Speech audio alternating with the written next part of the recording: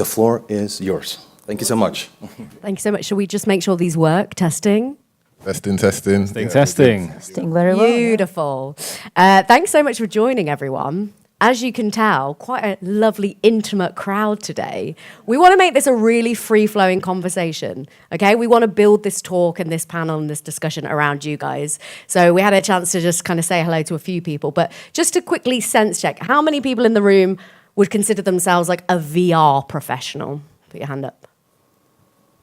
Okay. Okay, and how many of you are kind of more industry, so you come from a specific sector and you're here at this conference to learn more about VR? Cool. Any academics in the room? Okay, good mix. Okay, and other? Perfect, okay.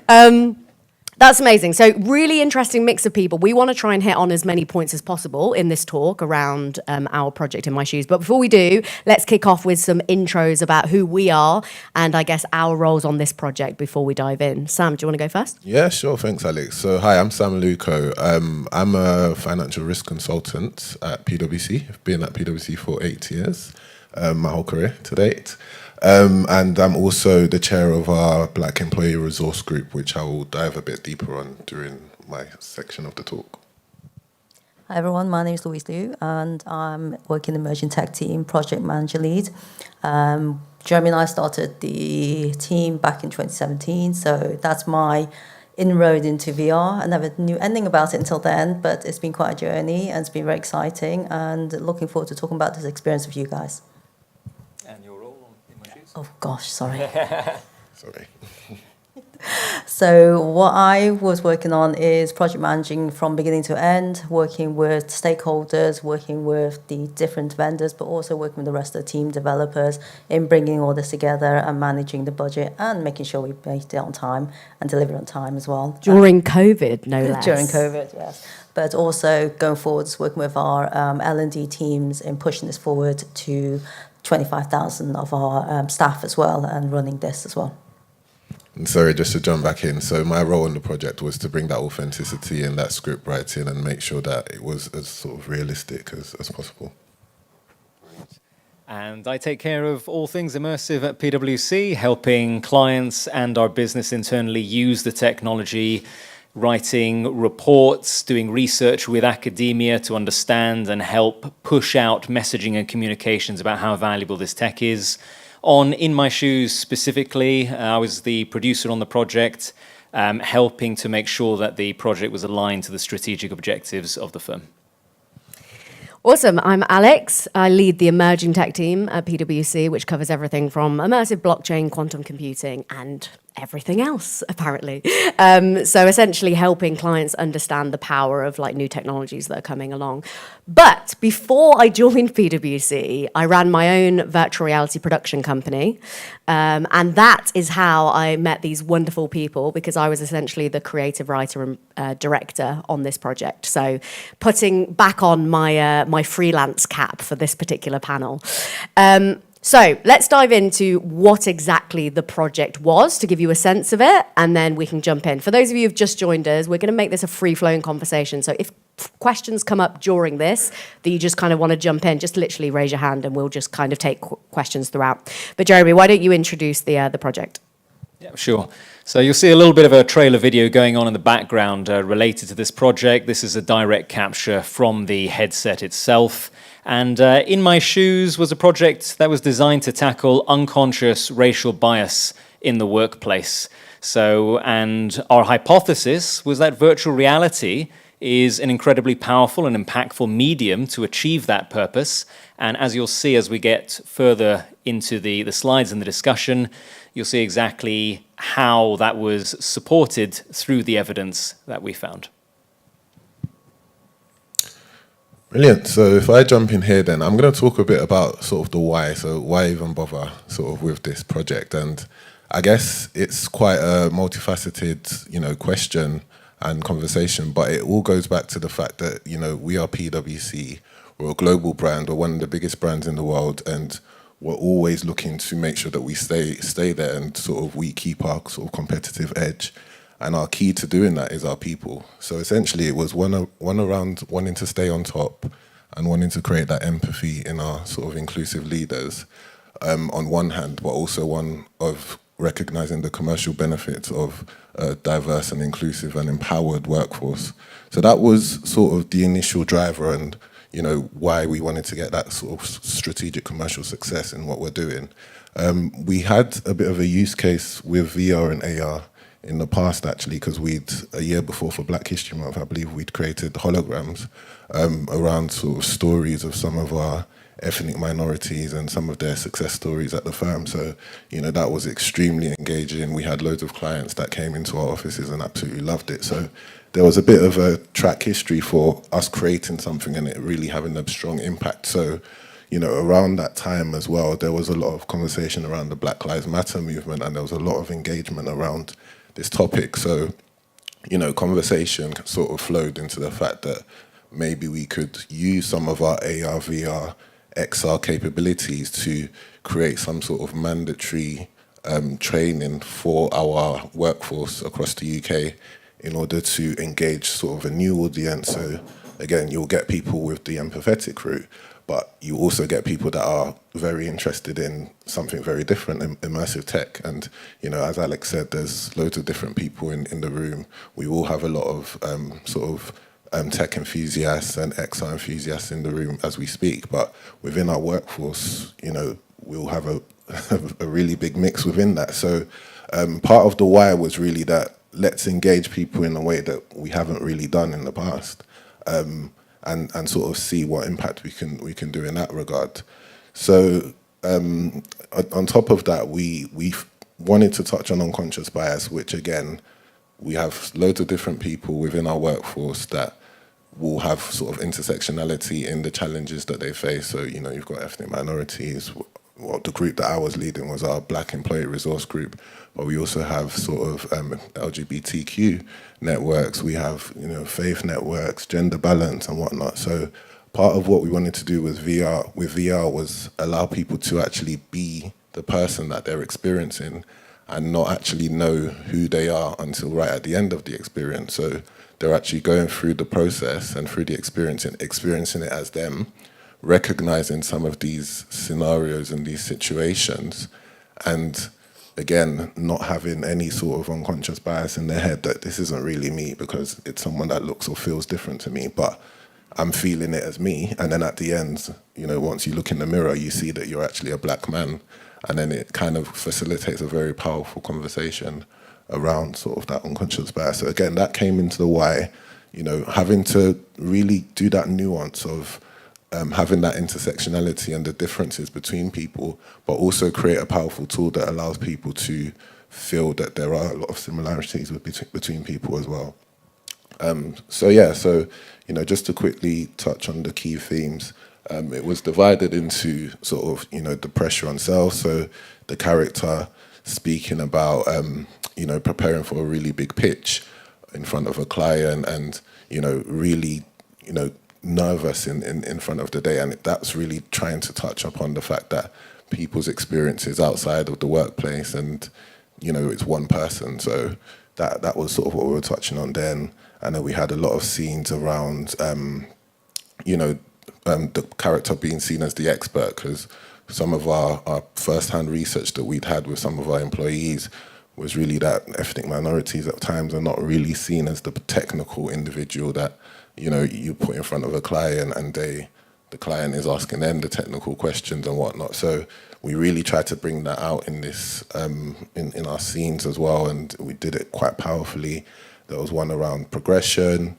There was one around, to touch upon a lot of different things there as well. So yeah, it's one that And I think Sam's being quite modest here, but you were a key part of the production in the sense that we wanted to make sure that the stories or the narrative of this experience was an authentic experience based on a genuine black employee experience. And so hence why we got in touch with the Multicultural Business Network, now split into many networks, including the Black Network. And you and many other colleagues were involved in building and or crafting, helping to craft and hone that narrative, right? Absolutely, and again, it was all about the authenticity because Alex, we went through several iterations of the script, didn't we? And there were times when we said it probably doesn't feel a bit, specific enough. There's a point where we're listening to the character Sam's sort of mind. He's speaking to himself and he's saying, presentable, approachable, really talking to himself before he presents himself to the world, which is something that when we rolled it out to our colleagues, they really resonated with and said, that's something that I've never seen captured in that manner in sort of a training session. So, those stories, some of them were mine, some of them were from other employees that I had spoken to as part of my role being the chair of the Black Employee Resource Group. So, some of the feedback that we got just felt that it was very, very authentic for that reason. Just want to add as well that when we were doing this, we actually spoke to people from different grades. It wasn't just from one level. It was directors all the way down to our associates. And so it's from different levels as well. So we want to capture stories from the lower grades, what they were going through, but also from the senior management as well, what they had go through their lives, personal lives, but also work life as well. So it's just capturing this whole process and putting in there. What was really interesting also when we're doing this was women as well. So it wasn't just to do with a black person, but also women felt some of these issues in their personal life as well as their professional life. So after the experience, we had a lot of women actually in tears. It's quite emotional for them because they said, I actually recognize this. You're telling my story. So it's something like this, being in VR, being so immersive, really brought that out a lot more. And one thing that we can talk about when we kind of get to the section where we talk about the deployment and what happened after we rolled this out is the fact that, to the point is, it resonated so much that any time a client, or because this has been rolled out not just internally but to our clients as well, to Louise's point, it was so resonant that they said, oh, hang on a second, we want to build something specific around this for our industry, because actually I really resonated with that. But do you know what? In a supermarket or a retail context, this plays out in this way, or in a manufacturing context, this plays out in a slightly different way. And actually that kind of like balance of unconscious bias changes depending on the environment. So really interesting. But coming back to these themes, what was really interesting in that first kind of creative scoping kind of element of the production was, to Sam's point, doing many, many iterations of the script. And part of that was obviously making sure that it felt authentic and it resonated, but also we had a very specific budget to stick to, which is where I want to kind of like move us into maybe talking about a bit about the production, because some of the most fascinating elements of this production were to do with the fact that we were working under COVID conditions, so production was a really quite interesting thing to do during that time, lots of challenges. The budget's still the same, so how do we make an impactful experience but boil it down to something that's achievable on the budget? And also, we were dealing with totally new technology. In fact, I remember when I think we had already kind of settled on storylines, and we hadn't really decided on the medium in which we were going to create this yet, whether it was going to be, photorealistic 360 video, or whether it was going to be, game engine, like a CGI characters. We hadn't decided. I speak to Jeremy, and Jeremy goes, well, why don't we do something that's never been done before? Why don't we do crazy high quality volumetric capture that will play on a Quest standalone headset? Because obviously we've got to roll it out, so it can't be the most high-end fancy PC VR headset.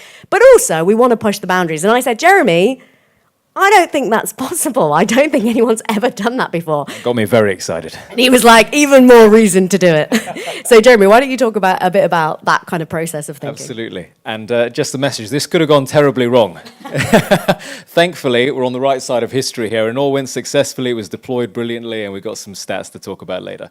But yeah, absolutely. So we did employ volumetric capture. We had a few choices that we debated, and you can see here on the screen here some of them in terms of the humans that would appear in that experience. One option was a stylized avatar, so sort of cartoony or abstract in nature, easier from a performance standpoint on the headset, but didn't really resonate with our corporate audience. So then we looked at, okay, what if we did a computer-generated human? Yes, looks a little bit more realistic, but again, we found it difficult to get those facial expressions, those minute facial expressions that make a really big difference to the experience when you are putting so much on the line in terms of human-to-human communication. I think having a computer-generated avatar is fine when you have, let's say, I don't know, a dentistry scenario, something like that, where it's not about necessarily the human, it's about the action. Here it was very much about the human-human connection or lack thereof. So then we're like, no, it has to be photorealistic. So a budget option that we had was this one on the right-hand side here, which is actually a 2D cutout on a green screen applied to either a 3D background or a Unity game engine background or a 360 video background. And we attempted this on another project, and you can see here the results. This is a 2D cutouts that have been put on a 360 video with a little bit of post-production effects. So not bad effect, actually, if you look at it, but doesn't quite give you the 6 degrees of freedom, the full freedom of the scene, the parallax, the greater sense of realism. Hence why we went all the way back and we said, let's go with volumetric capture, which is the most expensive option, but definitely the most effective one. So you can see here, Louise being captured using this studio. This is 106 cameras, specialist volumetric capture studio. There's only one in London, in South London. It's using Microsoft technology, and half of those cameras, so about 52 of those cameras are regular RGB cameras. Half of them are depth cameras. So they're taking points on the body, distances, and they're using that to create a 3D mesh. The normal cameras are then applying effectively a texture to that mesh, giving you the 3D volumetric capture. And the effect is really good. As you saw on the trailer video there, that was the final result that we saw. Some interesting things that came up with that, with the volumetric capture. And I know we've got another video in a second to talk about how we kind of like merge things together, because that was a big thing, right? Is the fact that the volume is only a certain size. If you want a certain quality, then you have to, reduce the amount of people in a scene. If you've got 3 people in a scene, all of a sudden, no, you can't do that. Otherwise, it's going to be super low quality, and maybe they're going to kind of like move out of the capture area. So we ended up having to film actors separately, which was a fascinating challenge, because obviously you've got to get the timing right, you've got to get the eye line right, etc. But for me, as like the director on this piece, what was really interesting is we've kind of already settled on the scenarios, the storylines that I think we had pretty much fleshed out the script entirely when we got to the point where we were exploring volumetric capture, and all of a sudden, creative decisions that we had made during the scripting phase were all of a sudden racking up huge bills. So we were just kind of reminiscing about this yesterday, that there was a scene that we had designed where it was like in the office, and we wanted to give you that feeling of like feeling a little bit isolated from your team, not necessarily being kind of included. And we had like 2 characters that didn't really say anything in the scene. They were just kind of sat there like working away. Well, when we got to the volumetric capture studio, they said, okay, lovely scene, lovely script. Yeah, great. You know these 2 characters that are not doing anything? If you keep them there for that 5-minute scene, that's going to cost you £50,000. $70,000. Yeah. So we cut them. We cut them real quick. But that again is kind of interesting, going through this piece where you're constantly towing that line between the impact, the authenticity, like the kind of like, you want the wow effect, you want it to have the most emotional impact, but also creatively needing to tweak to come in line with the production. Louise obviously is the project manager. Plenty of those challenges. You want to talk through? Tell us about this nightmare scene. Yeah, money was a tight one. So in this scene, we had a 2-meter diameter space. That was all we had in filming. And so we were limited, one with the polygons count and the resolution we wanted. So we had to film 2 actors together, which is the lady and gentleman in the grey suit.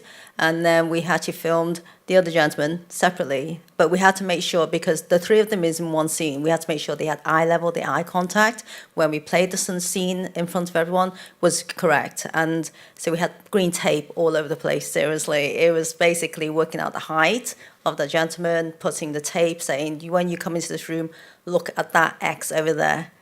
And when you have that conversation, look at that X and pretend that you actually were talking to that person. So we had to do it a few times, practicing, and then we just had to make sure, because everyone's different heights, to say, okay, when you're looking and he's that high, where are you actually looking at? Is it that camera or that pole over there? We had to mark it up. And then with the narrator in the background, he was hiding behind the green curtains, speaking, reading his part of the script as well. So there's a lot of logistics of working out where to put everyone. The day before filming, Alex and I was there. We went through there was 12 scenes in this whole experience. Every single scene, we had to work out where was the door, where was the window, where's that person walking into in that 2 diameter circle. And so we had to mark every scene up on that floor. Might see the little green tape on there, but those are for each scene marked up, but also where the person walks in. So we have to remember, take screenshots, take pictures, remember where everyone is coming through, making sure we get the actors in the right places when they're coming through those scenes as well. And them understanding, because this is the first time they are doing volumetric as well, and explain to them how it worked. And they had to imagine what this environment looked like. So what we did was bring post-production in as well, where we actually created the environment in Unity, so they can actually see what that environment is while they were pretending to walk in that space. So normally we film it, everything's there, and that's fine. But this time around, we had to do it differently. That's a really good point, actually, because, you know, even though the output was VR, we also used VR in production to help the actors. So to Louise's point, putting the CGI scene in a VR headset for the actors to see for themselves. Oh, when I walk into the scene, okay, this is where I'm stopping. This is the prop that I'm looking at. Because actually, and we've got another video here, the actors they didn't have actual props in the room. There was no tables, there was no chairs. They were just sat kind of like on these green screen things. They had like mic stands to show where the table would be. I think we did a couple of takes where, you know, the actor on the right in the white shirt was kind of like supposed to be typing on a computer, but I think when we played it back after we captured it, her hands were far too high and it looked it looked really silly because the two actors hadn't joined up where their kind of computers were. And there was no way to get this right. I mean, if we did our best to make sure the eye contact was correct when they weren't actually looking at anyone or anything. But the only way to find out if you got it right is to put it into Unity at the very end of the project. Cross your fingers, hope for the best. Hope for the best. Come join, come sit down. Are there any questions at this point? Just conscious we've talked at you for a good 15 minutes. So any questions come up at this point at all? Anyone got any thoughts they want to share? Feel free to put your hand up. No, all good at this point? Okay, cool. So we've talked a bit about we've talked about the why, we've talked about the creativity, we've talked about the production. Now let's talk about the rollout, because I imagine for a lot of you, this is the kind of interesting piece, right? How do you take a VR experience and roll it out to tens of thousands of people? And then how do you measure its impact? And how do we as PwC now see this as a product that we sell? And, you know, I guess, what are we seeing in terms of the value of doing VR training? So why don't, Jeremy, why don't you talk about the kind of or Sam, talk about the rollout of this? Yeah, I mean, I'll kick it off, and then Louise and Sam feel free to fill in the gaps. But the rollout was, initially, this was commissioned by our internal people team. So this was never meant to be a client project. It only became a client project because it was such a powerful experience that our client-facing teams wanted to deploy it with their clients globally. So we were thinking, in order to scale this to 25,000 people, which is the entire workforce of PwC UK, we need to be able to run this in different offices. We need to be able to run it with in a number of sessions. We can't do 25,000 in a go. And Louise and Sam, I think you were part of many of these in-the-room sessions that are actually running the headsets. Yeah. So what we were working out is how many headsets do we need in the regional offices. So we had to go through our IT team how to purchase more headsets.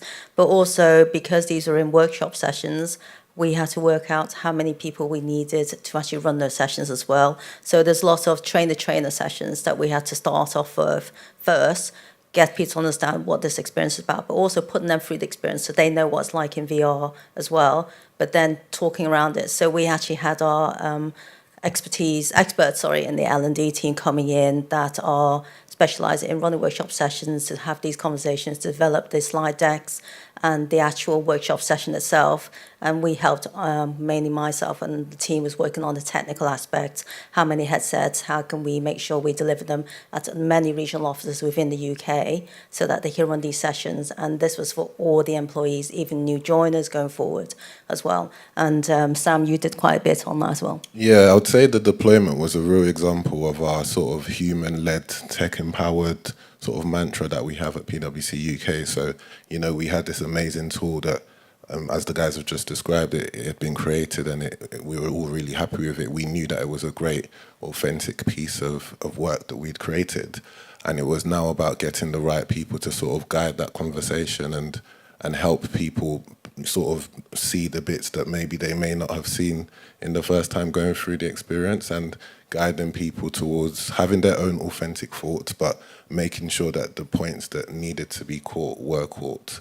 And that was absolutely vital to all of it. And to Jeremy's point about, you know, the initial rollout in the firm and then moving out into clients, I was an example of that as well. So as part of my role, working with one of my clients, I had a conversation with a sort of a CEO at one of the firms that I was working with, and I spoke about the experience. And immediately he said, look, it's something that we absolutely need to roll out to our exco. And then going forward, that is how sort of the client proposition started to develop and the use case was built. And, you know, as we say, we roll this out to all of our staff in the UK, and now it's being rolled out in other territories as well.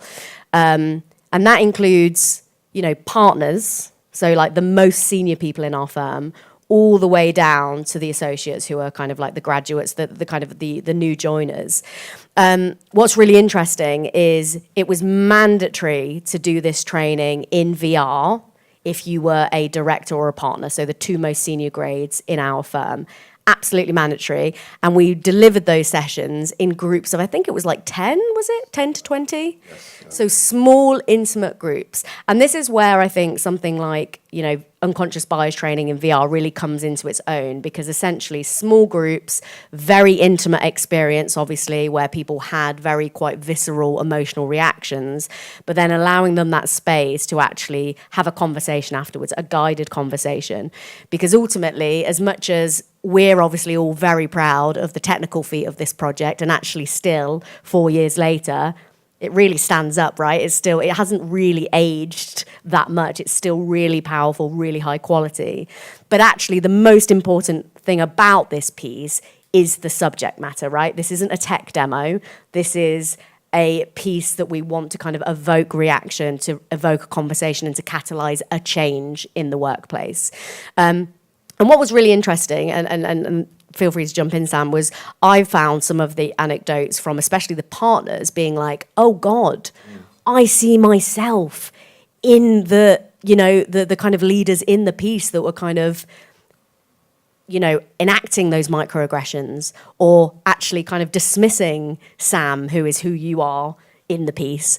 Jump in on that. No, absolutely. I think we've got a slide actually with quotes. I'm not sure. But I completely agree with you, Alex. And one thing to add as well is that we were very conscious of the fact that maybe if you're a junior colleague on a sort of session with your boss, then you might be a bit more conscious about giving your honest view about what you felt during the experience. So we did a lot around that to make sure that we did the right segregations, and the partners and directors sort of did their session themselves. And then the manager, senior associates did theirs as well. And absolutely agree. There were a lot of people that were quite shocked at, you know, what they were feeling, because they were the character, weren't they? So, you know, a lot of our senior leaders said, I never would have even imagined that I was doing this unconsciously if I hadn't gone through this experience. And this is a really key theme. We did as much work outside the VR application as we did inside the VR application. So setting that scene, making sure it felt like a safe environment, that you could have an honest, genuine conversation, making sure we had an organizational psychologist in the room that was able to moderate that discussion and move things in the direction, open up people's feelings and thoughts, and have that discussion in an authentic way, in a comfortable way for everyone to proceed. I thought that was a really important part of it, for sure. But what we did is actually made sure that we didn't mix the groups when we ran these sessions, because we wanted people to talk about how they felt and feel comfortable to talk about it. So, which is why we did the groups together. So we did the partners with the partners, directors with the directors, and the associates with the associates, and so on. So each group felt that they were in their own cohort and they were in people like-minded, to think in the same way, be able to feel comfortable enough to actually talk about their feelings and what they felt when they went through the experience. So that was quite important for us to do that. Now, you might be thinking, let's do that math.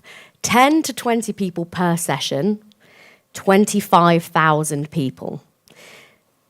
Especially when you have to have VR professionals in the room to, help facilitate. So what we actually ended up doing is creating 2 versions of this piece as well. And that's important to note, because I think it would be disingenuous to say that we managed to get every single person through just a virtual reality experience. I mean, don't get me wrong, we got a pretty decent amount of people through the VR version, good percentage. But what we actually did as well is create a desktop version of this experience, so a 360 interactive version. So nothing storyline, nothing technically different about it, just that it was delivered in a Quest 2 at the time. Now it runs on Quest 3 as well. And then also as a desktop kind of 360 that you could kind of interact with. And what was interesting is, whilst the kind of the most visceral reactions and kind of best feedback came from the VR experience, we actually found that rolling out the kind of desktop 360 experience of it was received really well too. And actually, again, to the point of the authenticity, the storylines, the way that it resonates emotionally, there wasn't a massive amount of difference, which was kind of interesting, because you assume that actually if someone's in a VR headset, that's going to have by far the biggest impact. Jumping to you, Jeremy. Yeah, and we also did the desktop version, not just to make sure that it was even more scalable as possible, but also from an accessibility perspective. Not everyone can wear a virtual reality headset, not everyone can take advantage of VR as a medium. So that was important, and not everyone wants to use VR just for preferential reasons, and that's okay too. So having that alternative was really important to be able to manage all users. Yes. Very interesting point you raised about providing alternate options. Yeah. Yep. No worries. I was saying, very interesting option you provide, right, with multiple formats. So what was your strategy? Did you provide options to people to choose from desktop and VR, or did you say, no, there are certain people or certain groups of people who would be more suitable for VR versus desktop? And the second question is, what was the split of usage? Like, what percentage of people actually use the VR headsets versus the desktop? So we always give people a choice. We don't force you to say you have to use a headset. And we work with our accessibility team in PwC as well, just to make sure when we create the experiences, what do we need to add in there? For example, we had the captions, closed captions as well. That was really important. But when we run the experiences, we always ask first, would you like to go through a headset? Or some people are pregnant, so it's best not to, in case they felt sick and so on. But also some people have hearing difficulties as well, or issues with eyesight that's not visible. So we always give people an option on that point. On the second question, Alex mentioned earlier that partners and directors were told that they will go through their experience through the headset. But also they had the option to if they didn't want to as well. So we don't say you have to go through it. But what we found is the people that went through the desktop also, when they came out, say, can I go through in the headset? Is there a possibility for that? And we said, yes, of course. So there are sessions that we ran, say, okay, come in and we can put you through the headset. And they, it said, yeah, it was much more emotional in the headset than it was on the desktop. But although the storyline was there, they understood it and they related to it, it was more immersive in the headset. So I think in terms of the split, approximately, I mean, if I'm working off memory here, but it was probably around 60% were on desktop and 40% ended up in VR at the end, something like that. Yeah, I think the planning, because it took so long just to go through so many people. I was working with the L&D team. It took us 6 to 9 months to go through the whole firm with all the training, planning everything, making sure we had headsets at certain locations and so on, which is why we had to do the desktop version as well, because we didn't have enough headsets. That's quite impressive, 40% or 25K. Yeah, exactly. Any other questions in the room? Oh, yes. Oh, here we go.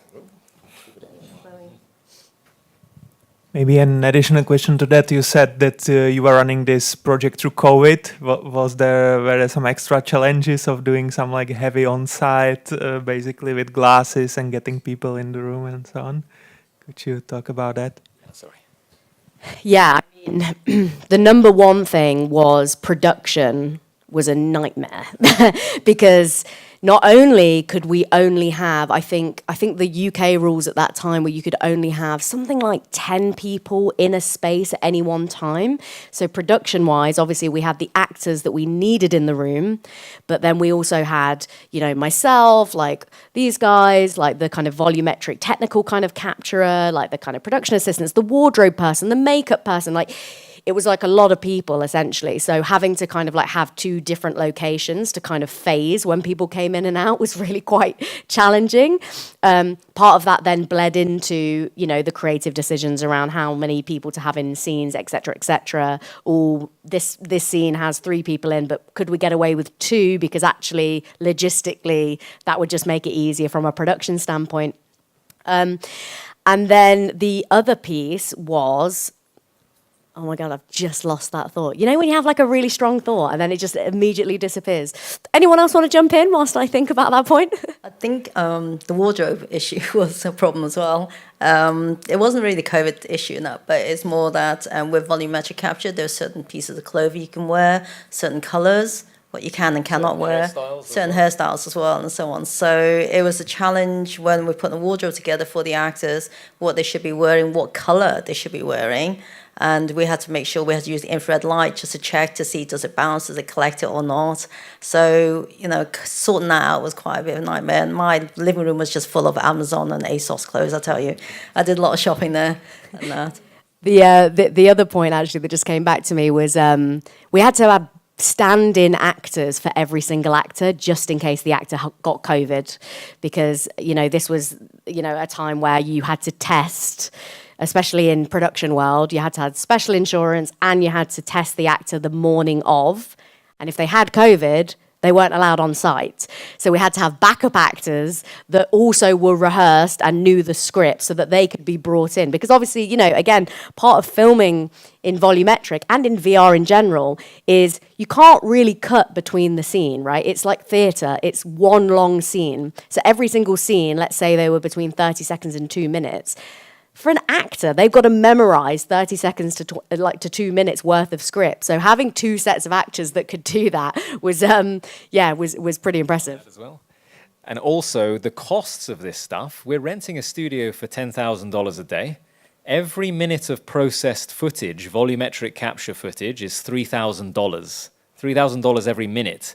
We've got multiple actors in scenes. So every time 3 people are on stage talking for a minute, let's say it's, 3 people, 3 times 3, $9,000 for that minute, just for that footage, to be able to put it into Unity. So if you have, as Alex is saying, you know, stand-ins and one can't make it, you have to have the plan B, because otherwise you immediately lose tens of thousands of dollars because someone got COVID. I think there was another question.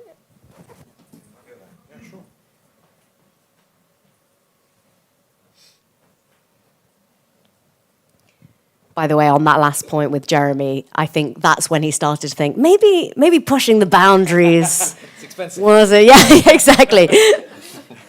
Thank you. I was just going to ask if you did any user testing during the design and development before you actually kind of, due to the cost and scale of everything, what that process was. It very iterative and yeah.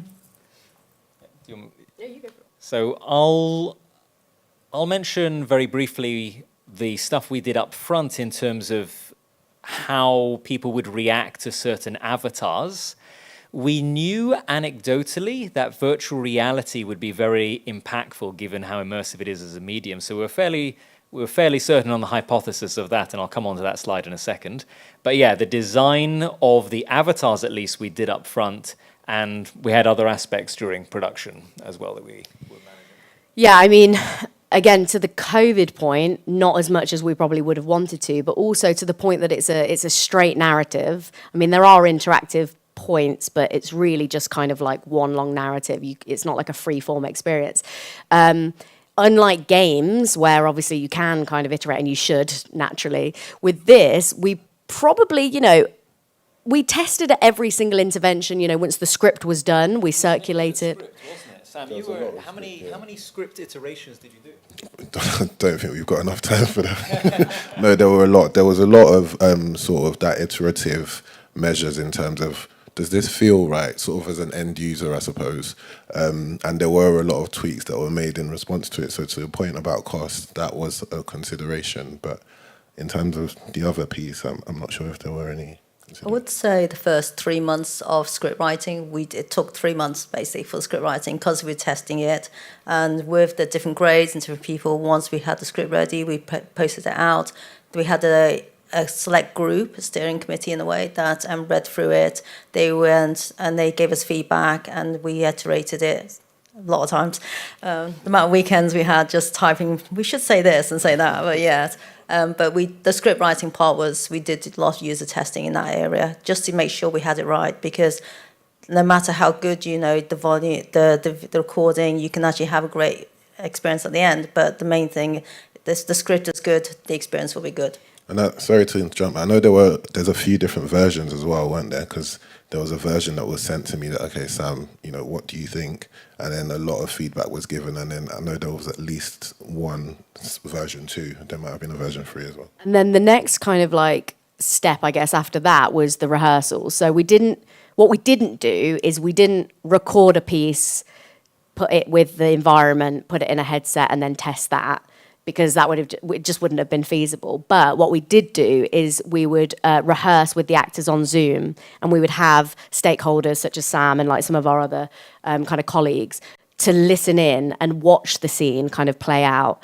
Is that authentic? Like, should there be a slight difference in kind of like, for example, like Sam's internal versus external accent in the way that he's presenting to his boss versus when he's presenting to his dad and his partner?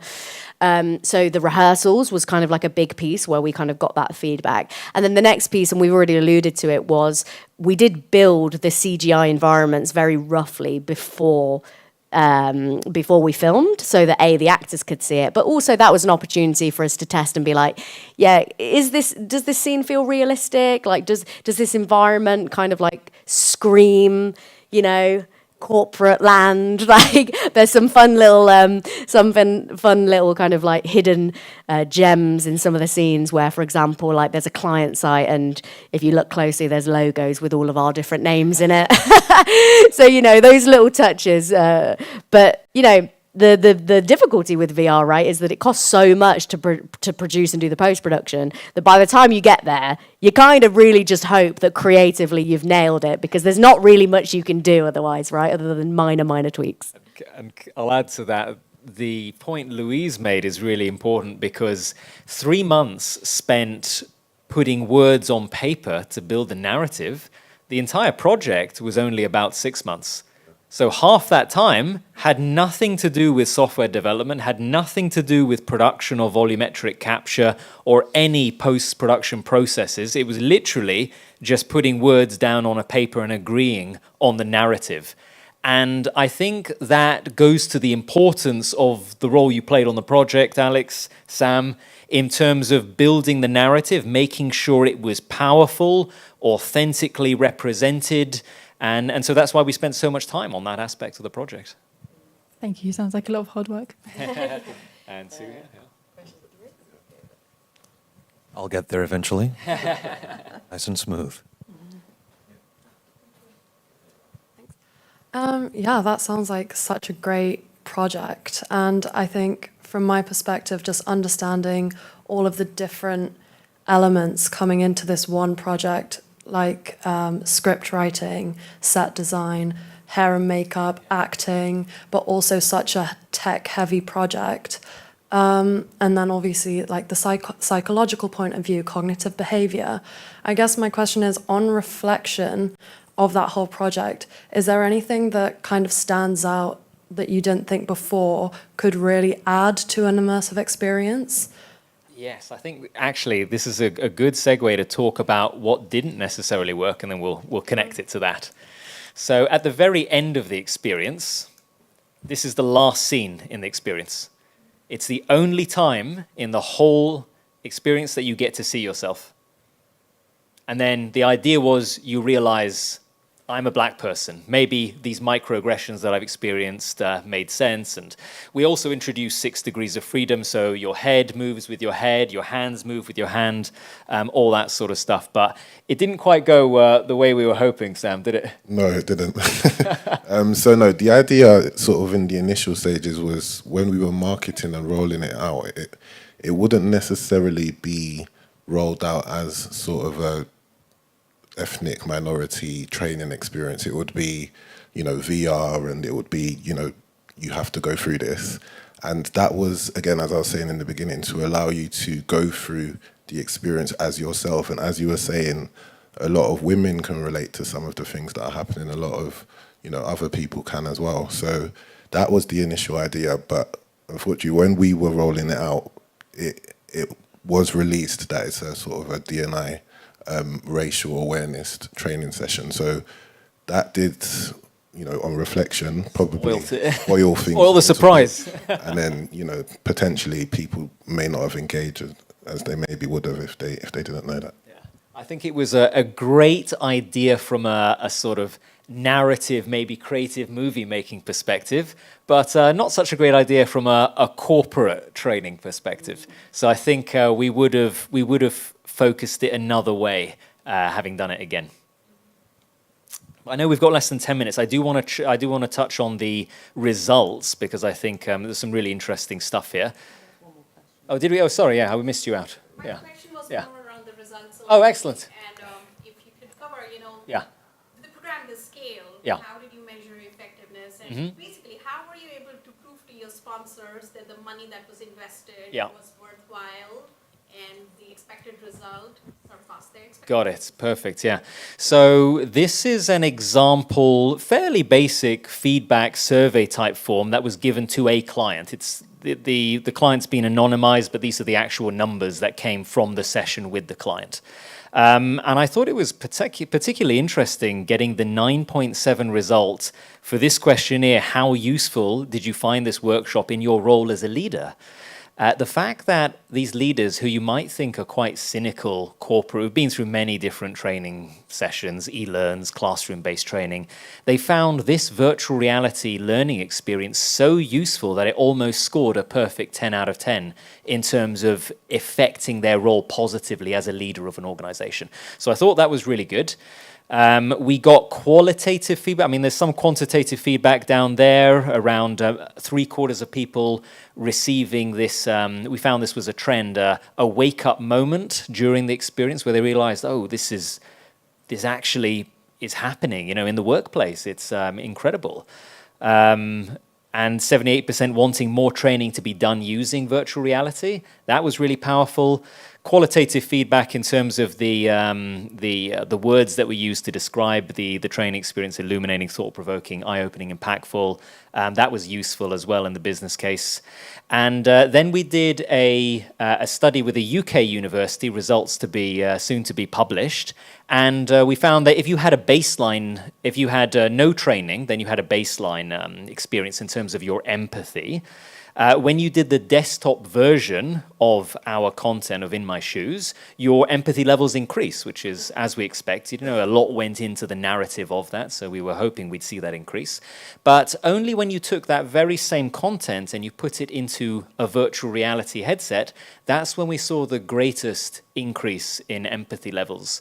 So for us, having the combination of the web-based desktop experience as well as the virtual reality experience where possible, that we've got results here that show some real value from both of those experiences in terms of achieving the increased empathy levels, which is one factor that we were aiming to improve on. But of course, a question for another panel, what else is important to talk about in the conversation of improving the workplace experience for ethnic minorities? Any questions off the back of that? I would be interested in if you had different feedback or results from leaders and maybe other people down the hierarchy, associates, yeah. Or did you compare the results somehow, or? Because you mentioned that some of the leaders saw themselves maybe in the aggressor, so to say. I mean, don't get me wrong. I think I remember particularly that it wasn't all roses. So unfortunately, we did run it with some leaders who were cynical throughout the experience and remained cynical afterwards.